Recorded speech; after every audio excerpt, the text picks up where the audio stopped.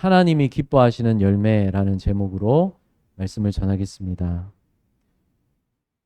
이제 4주가 지나면 부활주일인데, 그래서 오늘부터 4번의 주일 동안은 무슨 말씀을 전할 거냐면, 예수님이 마지막으로 예루살렘에 오셔서 계신 동안에 하신 말씀들, 그 중에서 4가지만 이번에 보도록 하겠습니다. 예루살렘에 와 계시다가 예수님이 사람들 손에 붙잡히셔서 십자가에 달리셨죠.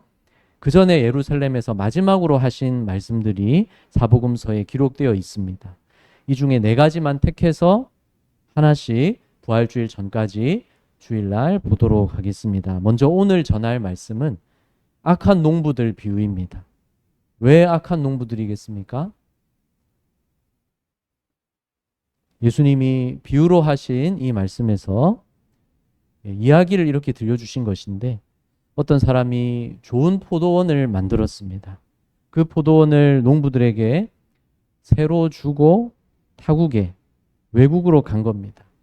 나중에 열매를 거둘 때가 되면 주인이 받을 몫을 새로 받기로 하고 외국에 나가 있었던 것이죠. 그리고 시간이 지나서 열매를 거둘 때가 가까워 왔습니다. 주인이 이제 약속한 그 몫의 열매를 받으려고 자기 종들을 농부에게 보낸 것이죠. 그러면 이 농부들은 어떻게 해야 됩니까? 주인이 보낸 종들에게 자기들이 내야 할 만큼의 열매를 내야 되지 않겠습니까? 포도원 주인과 그렇게 계약을 맺고 지금까지 포도원 농사를 했으니까 당연히 그렇게 해야 되는 것이죠. 그런데 이 농부들은 어떻게 했냐면, 농부들이 종들을 잡아 하나는 심히 때리고 하나는 죽이고 하나는 돌로 쳤거늘, 이렇게 했습니다. 농부들이 하나는 때리고 죽이고 또 돌로 치고, 그러니까 죽도록 때리다가 한 사람은 정말로 죽었고 다른 2명도 농부들이 심하게 폭행을 한 겁니다. 돌로 치기까지 폭행을 한 겁니다. 조폭같이 이런 일을 벌인 것이죠. 이 포도원을 주인에게서 새로 얻어놓고서는 자기들이 이 포도원을 차지하겠다는 것입니다. 정말 악한 농부들인 것이죠. 그러자 주인이 이번에는 더 많은 종들을 보냈습니다. 다시 다른 종들을 처음보다 많이 보내니 그들에게도 그렇게 하였는지라. 더 많은 수의 종들을 보냈지만 소용이 없었던 것이죠. 정말 이 악한 농부들이 정말 조폭같이 이번에 온 많은 종들도 때리고 죽였습니다.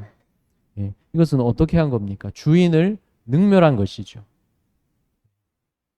자기들 마음대로 이 포도원을 차지할 수 있다고 생각한 겁니다. 정말 가만둬서는 안 될 그런 악한 자들이죠. 그렇지만 주인이 한 번 더 기대를 가져봅니다. 같이 읽습니다. 후에 자기 아들을 보내며 이르되 그들이 내 아들은 존대하리라 하였더니, 자기 아들을 보내면서 그들이 아무리 악해도 내 아들은 존대하겠지, 함부로 대하지 못하겠지, 이렇게 생각한 것입니다. 왜냐하면 주인의 아들을 보냈다는 것은 곧 주인이 직접 간 것과 마찬가지죠. 만일 주인의 아들도 해친다면 그것은 주인을 해치는 것과 마찬가지인 것입니다. 그들이 아무리 악해도 그럴 리는 없겠지 생각한 것입니다. 그래서 포도원 주인이 마지막으로 희망을 가지고 자기 아들을 그들에게 보냈는데요. 그들이 내 아들 말은 따를 거야, 이렇게 생각을 하고 기대를 한 거죠. 그런데 어떻습니까? 농부들이 어떻게 했습니까? 농부들이 그 아들을 보고 서로 말하되 이는 상속자니 자 죽이고 그의 유산을 차지하자. 이 아들이 상속자니까 이 아들만 죽이면 이제 그 아버지가 죽으면 자연히 이 포도원은 우리 것이 된다, 이렇게 생각한 것입니다. 어떻게 그렇게 생각할 수가 있겠습니까? 얼마나 악한 농부들입니까? 그리고 얼마나 어리석은 농부들입니까? 아들이 죽는다고, 그리고 나중에 주인도 죽긴 하겠지만 그런다고 어떻게 그 포도원이 자기들 차지가 되겠습니까? 주인이 지금 살아있지 않습니까? 주인이 살아있는데 아들까지 죽인 마당에 어떻게 주인이 가만히 있겠습니까? 정말 어리석은 악한 농부들인 것이죠. 다 죽인다고 자기들 차지가 되는 게 아니지 않습니까? 주인이 살아있고 가만히 있지 않을 것입니다.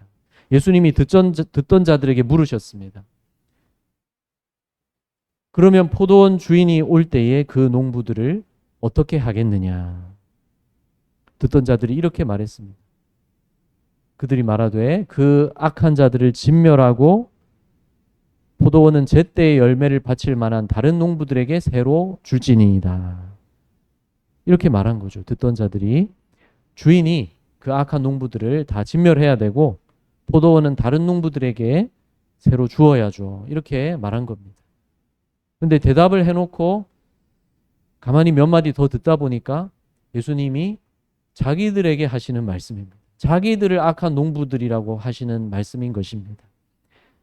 예수님이 바로 그들을 악한 농부들에 비유해서 하신 말씀입니다. 그들이 누구냐면 대제사장들과 바리새인들이었습니다. 유대인들의 종교 지도자들이었습니다. 성전 제사를 주관하는 자들이었고 율법을 가르치는 자들이었습니다.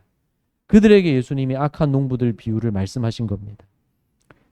예수님이 이렇게 덧붙여 말씀하셨을 때 그들 대제사장들과 바리새인들이 자기들 얘기인 것을 알아차리고 분을 품었습니다. 그러므로 내가 너희에게 이르노니 하나님의 나라를 너희는 빼앗기고 그 나라의 열매 맺는 백성이 받으리라. 대제사장들과 바리새인들 너희들은 하나님 나라를 빼앗기고 들어가지 못한다. 너희들이 바로 악한 농부들이다. 이렇게 말씀하신 것이었습니다. 그래서 그들이 안 거죠. 대제사장들과 바리새인들이 예수의 비유를 듣고 자기들을 가리켜 말씀하심인 줄 알고 이 비유 속의 악한 농부들이 바로 듣고 있던 그들, 이스라엘의 종교 지도자들이었습니다.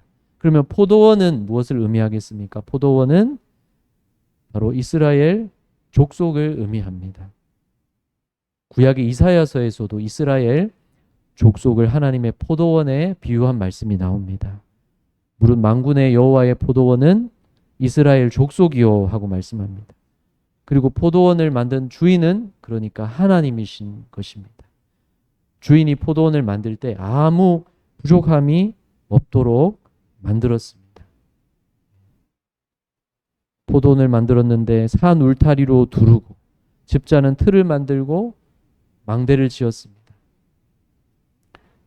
포도원을 보호하기 위해서 산에 울타리도 둘러서 설치해 준 것이고 또 포도즙을 짤 수 있도록 집자는 틀도 만들어 놓은 것이고 또 망대를 지어서 포도원을 곳곳을 한눈에 지켜보면서 관리할 수 있도록 그렇게 만들었습니다. 그리고 외국의 주인이 나갔는데 이 포도원을 아무 부족한 것이 없이 좋은 포도원으로 만들어 놓고 농부들에게 새로 준 것이죠. 바로 하나님이 이스라엘 백성 이런 좋은 포도원처럼 아무 부족함이 없도록 해주셨습니다. 그들을 하나님 백성으로 삼아 주셨고 또 그들을 보호해 주셨고 은혜를 주셨고 복을 주셨습니다. 하나님이 우리에게도 이렇게 해주셨죠. 주인이 포도원을 농부들에게 새로 주었듯이 이스라엘 지도자들에게 하나님이 그 포도원 같은 하나님의 포도원 같은 백성들을 맡기셨습니다. 농부들이 포도원을 잘 가꾸어서 열매가 맺게 하듯이 이스라엘 지도자들도 백성들과 함께 하나님께 열매를 맺어드려야 하는 것입니다. 하나님을 섬기면서 따르는 것이 바로 열매입니다. 하나님이 기뻐하시는 열매, 하나님이 바라신 열매, 하나님을 섬기며 그 말씀에 따라서 사는 것입니다. 우리에게도 이런 열매가 있기를 하나님이 원하십니다. 바로 우리가 하나님을 사랑하고 다른 사람을 사랑하며 사는 것. 이것이 열매인 것이죠. 하나님이 기뻐하시는 열매입니다. 하나님이 이런 열매를 원하셨는데 이스라엘은 하나님을 능멸하였습니다. 악한 농부들이 포도원 주인을 능멸하고 주인이 보낸 종들을 때리고 죽인 것. 그게 주인을 능멸한 일이듯이 이스라엘 지도자들도 바로 그렇게 했습니다. 하나님이 보내신 종들, 선지자들을 모욕하고 때리고 죽였습니다.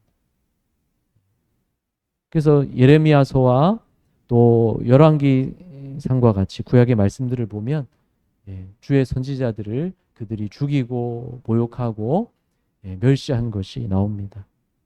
근데 이것이 이스라엘의 죄악이기도 하지만 또 우리의 죄악이지는 않습니까? 물론 우리가 선지자들을 때리거나 목사를 때리거나 그런 분은 아무도 안 계시죠. 그렇지만 선지자들을 통해서 주시는 하나님의 말씀을 구약의 백성들이 멸시했듯이 우리도 하나님의 말씀을 멸시하지는 않는지, 우리도 하나님의 말씀을 등한시하지는 않는지, 우리도 하나님의 말씀을 대수롭지 않게 여기고 귀하게 여길 줄을 모르는 것은 아닌지, 말씀을 멀리하는 내가 아닌지, 그것을 우리는 돌아보아야 되는 것입니다. 그게 하나님의 말씀을 멸시하는 죄악이기 때문에 그렇습니다. 우리 모두 다 하나님의 말씀을 멸시하지 맙시다. 하나님의 말씀을 사모합시다. 여러분, 하나님의 말씀을 사모하십니까? 말씀을 사모한다는 것은 듣는 것만 사모하는 것이 아니라 하나님 말씀대로 살기를 사모하는 것입니다. 예수님이 마귀의 시험을 물리치실 때 이렇게 말씀하셨죠. 기록되었으되 사람이 떡으로만 살 것이 아니요 하나님의 입으로부터 나오는 모든 말씀으로 살 것이니라 예수님이 말씀하셨습니다. 사람이 육신의 양식만 먹고 사는 게 아니라 하나님의 말씀을 먹어야 영혼이 산다는 것입니다. 신명기에서도 이 말씀을 하나님이 이미 하신 말씀이고 그 말씀을 예수님이 다시 말씀하신 겁니다. 신명기에서는 바로 하나님이 광야에서 이스라엘 백성들에게 만나를 내려주신 것. 그래서 날마다 만나를 먹으며 살게 하신 것. 그게 곧 무엇을 알게 하려고 하신 거였냐면 사람이 떡으로만 사는 것이 아니요 여호와의 입에서 나오는 모든 말씀으로 사는 것인 줄을 그들이 알게 하시기 위해서라고. 그렇게 신명기에서 말씀하고 있습니다. 광야에서 이스라엘 백성들이 먹을 것을 구할 수 없는 그 광야 한가운데에서 날마다 만나를 먹고 살았습니다. 이것이 무엇이냐? 도대체 이게 뭐냐? 그 말의 뜻대로 이름을 지은 것이 만나였습니다. 매일 만나를 먹으면서 산 것은 매일 하나님이 베풀어 주시는 기적을 먹으면서 산 것과 같습니다. 하나님이 내려주신 그 만나, 작은 씨앗 같기도 하고 하얀 진주 같기도 했던 그 만나를 내려주셔서 매일의 양식이 되게 하셨습니다. 그런 하늘 양식을 그때 그 광야에서만 내려주신 것이 아닙니다. 오늘 우리에게도 하늘 양식을 하나님이 내려주고 계십니다. 바로 하나님의 말씀이 하늘 양식이고 하나님이 내려주시는 만나입니다. 이 만나를 먹어야 우리 영혼이 삽니다. 이 만나를 사모하시기를 바랍니다. 바로 하나님의 말씀을 사모하시기를 바랍니다. 나무가 어떻습니까? 물이 공급되고 양분이 공급되어야 그 나무가 좋은 열매를 계속 맺을 수 있지 않습니까? 그와 같이 우리에게 하나님의 말씀이 있어야 열매를 맺을 수가 있습니다. 그래서 시편 1편을 보면 2절에서 오직 여호와의 율법을 즐거워하여 그의 율법을 주야로 묵상하는도다. 말씀을 사모하는 이런 사람이 어떻게 된다고 말씀합니까? 시편 1편 3절에서 그는 시냇가에 심은 나무가 철을 따라 열매를 맺으며 그 잎사귀가 마르지 아니함 같은 그가 하는 모든 일이 다 형통하리로다. 말씀을 사모하는 자에게 열매가 맺힙니다.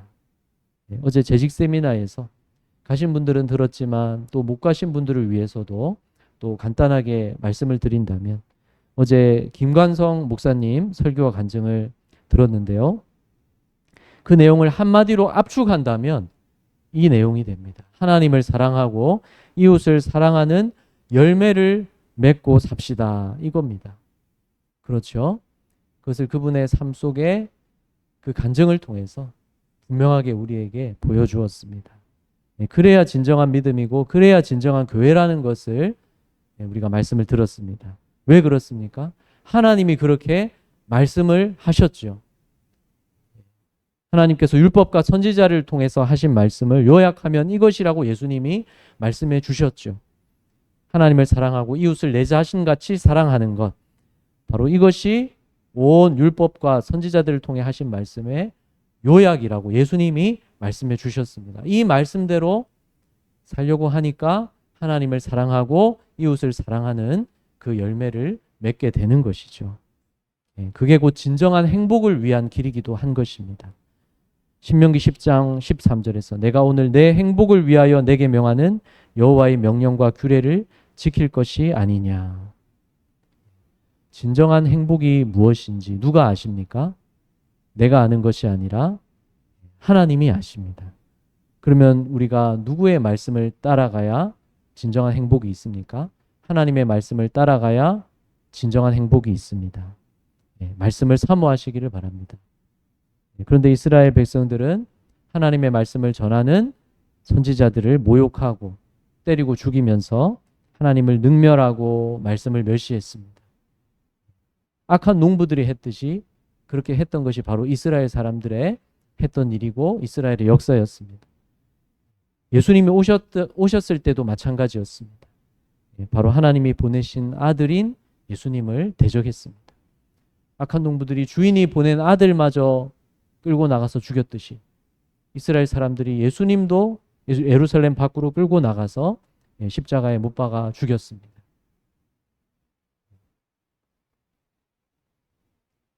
이것이 예수님을 어떻게 한 일이냐면 예수님이 버려진 돌과 같이 되게 한 일이라고 예수님이 말씀하십니다. 같이 읽겠습니다.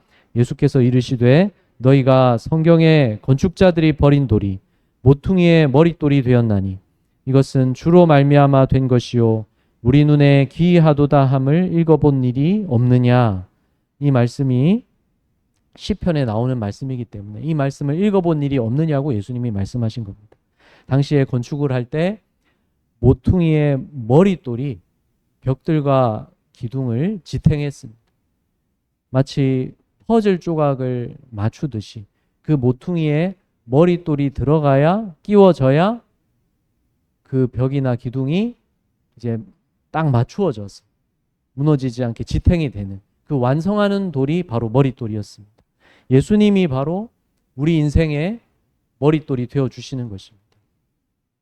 예수님이 우리 구주가 되실 때, 내가 예수님을 구주로 믿을 때 내 인생이 진정으로 시작이 되었던 것입니다. 여러분 예수님을 구주로 믿으셨습니까? 그래서 여러분의 인생이 진정으로 시작이 된 것입니다. 아직 예수님을 믿지 않는다면 사실은 아직 살아보지도 못한 인생인 것입니다. 예수님 없이는 우리가 짓다만 건축물과 같은 것입니다. 짓다가 말아버린 집을 한번 생각해 보십시오. 얼마나 흉하겠습니까? 예수님 없이 우리는 바로 그런 상태와 마찬가지인 것입니다. 짓다만 건축물과 같은 것입니다. 또 머리 없는 몸과 같은 것입니다. 머리 없는 몸이라는 게 말이 됩니까? 머리가 없으면 죽은 것이죠. 그래서 예수님을 믿기 전에는 우리가 영적으로 죽어 있다는 것은 바로 그런 뜻입니다. 머리 없는 몸은 죽어 있는 것입니다. 예수님이 우리의 머리가 되실 때 우리가 예수님의 몸으로 이제 살아있게 된 것입니다. 어제 재직 세미나에서 들은 대로 김관선 목사님이 아버지는 알코올 중독자였는데 집에 돈이 많은 것도 아니고 술을 마시려고 술 마실 돈을 자기 딸들을 그러니까 김관성 목사님의 누이들을 초등학교 졸업하고 나서는 식모살이를 다 다른 지역에 보내서 식모살이 해서 받는 돈을 돈 받는 날 다니면서 받아가지고 그 돈으로 또 술 마시고 또 목사님의 어머니를 때리고 뭐 포크로 찌르기까지 했다고 했지 않습니까? 그리고 이루 말로 다 입에다 담을 수 없는 욕을 학생이었던 그 김관선 목사님에게 퍼부으면서 그 욕을 들으면서 자라던 그리고 돈이 없어서 고등학교 등록금을 내지 못해서 또 선생님에게 구박받고 수치를 당하던 그런 소망을 가질 수가 없는 그 학생이었던 김관성 목사님을 그 고등학생을 중학생 때부터 고등학생 때 재밌게도 그 형이 조폭 깡패였는데 이 동생이 도둑질을 그 환경 속에서 도둑질을 하고 그런 것을 보고 자기처럼 될까 봐 교회 나가라고. 교회 안 나가면 때려 죽인다고 해가지고 예, 조폭 깡패인 형이 교회 나가라고 해서 예, 교회를 나가다가 그 교회에 그 한 여자 선생님이 이 어린 소망 없는 이 학생을 날마다 품어주는 것이죠. 너는 진짜 훌륭하게 될 거야. 너는 눈빛부터 틀려. 날마다 품어주고 계속해서 끝까지 사랑으로 보듬어 줬을 때 그게 결국 어떻게 한 겁니까? 바로 예수님의 손과 발로 그 선생님이 산 것입니다. 하나님이 우리도 그렇게 살 수 있게 해주신 겁니다. 예수님이 우리 머리 되시고 우리가 예수님의 몸의 지체들이 되게 해주셔서 그게 교회인 우리들이죠. 그래서 우리가 예수님의 지체로서 예수님이 가지시는 마음, 그 마음을 가지고 우리가 살 수 있게 하시고 예수님이 하셨을 일, 그 일을 우리가 하면서 살 수 있게 우리를 구원해 주신 겁니다. 예수님이 우리의 머릿돌 되셔서 예수님의 몸의 지체로서 우리가 주님의 손과 발로서 살 수 있게 해주신 겁니다. 우리 모두 다 그렇게 살아갑시다. 그럴 때 우리는 서로를 통해서 어떤 경험을 하게 됩니까? 서로를 통해서 예수님의 마음과 손길을 경험하게 되는 것입니다. 그럴 때 우리 교회가 천국을 보여주는 곳이 될 수가 있겠죠. 다 예수님의 손과 발로 행하는 사람들이 모여 있다면 서로를 통해서 늘 예수님을 경험하는 거지 않습니까? 우리를 통해서 주님이 사시는 것, 이것을 나타내고 전하며 사는 우리들이 됩시다. 그러기 위해서는 내 생각과 경험보다 예수님을 더 인정하고 따라야 되는 것입니다. 내 생각과 경험대로만 살게 되면 어떻게 되냐면 예수님과 부딪히게 됩니다. 그러면 내가 깨어집니다. 왜냐하면 예수님은 이런 돌이시기 때문입니다. 같이 읽겠습니다. 이 돌 위에 떨어지는 자는 깨지겠고 이 돌이 사람 위에 떨어지면 그를 가루로 만들어 흩으리라. 돌에 걸려서 넘어진다는 것은 이 돌은 예수님이신데 건축자들이 버린 돌 같았지만 모퉁이의 머릿돌된 바로 예수님이 십자가에서 죽으시고 다시 사신 건 건축자들이 필요 없다고 버린 돌같이 된 것 같은 그런 일이었지만 죽으시고 다시 사심으로써 바로 우리의 구원을 위해서 우리 구원을 완성하시는 머릿돌이 되신 거죠. 그런 돌이신 예수님 위에 떨어진다는 것은 무슨 뜻입니까? 예수님을 대적했던 대제사장들과 바리새인들처럼 예수님을 대적하는 그런 사람들. 그것은 돌 위에 돌을 깨트리려고 떨어지는 것과 같은데 그러면 그 돌을 깨트리려고 위에서 내리치던 그 돌이 깨지는 것이죠. 그리고 또 우리가 내 생각과 경험을 의지하고 믿으며 산다면 머릿돌 되셔야 될 예수님께 부딪혀서 그 위에 떨어져서 그 위에 떨어지면 어떻게 된다고요? 깨진다는 것이죠. 내가 예수님을 따르지 않다가 예수님께 부딪혀서 그 말씀에 부딪혀서 넘어지면 내가 깨지는 것입니다. 이 깨진다는 것은 우리가 회개하고 은혜 받아서 내 마음이 깨어지고 변화된다고 할 때 깨어지는 걸 뜻하는 게 아니라 예수님이 심판하시는 걸 뜻하는 겁니다. 내 생각과 경험을 의지해서 살다가 예수님께 부딪히면 우리는 깨어진다고 말씀하셨습니다. 그리고 이 돌이 사람 위에 떨어지면 그를 가루로 만들어 흩으리라. 이것은 예수님이 결국은 마지막 심판을 하신다는 뜻입니다. 때가 되면 주님께서 심판을 하십니다. 무서운 말씀이죠. 예수님이 심판하실 때 가루로 만들어 흩으신다고 하신 말씀입니다. 이런 말씀을 듣고서 대제사장들과 바리새인들이 분을 품고 예수님을 잡으려고 한 것입니다. 그렇지만 예수님을 따르는 많은 무리들이 있었기 때문에 두려워서 아직은 실행하지 못했던 것입니다. 그래서 대제사장들과 바리새인들이 그들이 어떤 마음을 가지고 있었습니까? 택함 받은 하나님의 백성이라고 자만하고 있었습니다. 그렇지만 예수님은 그게 아니라는 것이죠. 너희들은 하나님 나라에 빼앗기고 못 들어간다. 대신 그 나라에 열매 맺는 백성이 그 나라를 받고 들어간다. 이 말씀을 하신 겁니다.